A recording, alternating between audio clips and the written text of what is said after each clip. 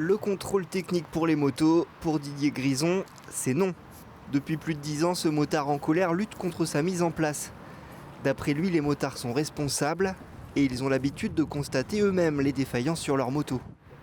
Ils vont contrôler l'état des pneus, les plaquettes, les disques, le kit chaîne s'il y a une chaîne, s'il y a une transmission ils ne pourront pas contrôler, l'éclairage, qu'est-ce qu'ils vont contrôler en plus? C'est ce que nous on fait déjà avant de partir.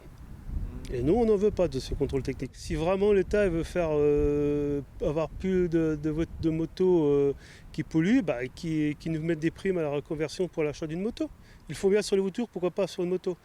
Alors on va nous dire la pollution, mais une moto ça pollue moins qu'une voiture.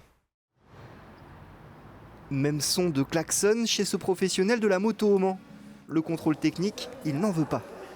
C'est 0,3% des accidents qui sont liés à une défaillance, un problème technique. Donc est-ce que c'est le cheval de bataille actuel? Je ne pense pas. Voilà, l'état des routes, des choses comme ça, les pourcentages d'accidents sont beaucoup plus élevés, quoi. Le contrôle technique aurait existé il y a 15-20 ans peut-être. On voyait ce que moi j'appelais des épaves roulantes, on en voyait, on en rachetait, qu'on recyclait déjà, qu'on passait chez les épavistes.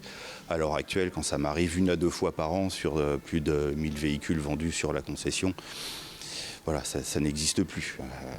Au grand bonheur des motards et de leur sécurité d'ailleurs.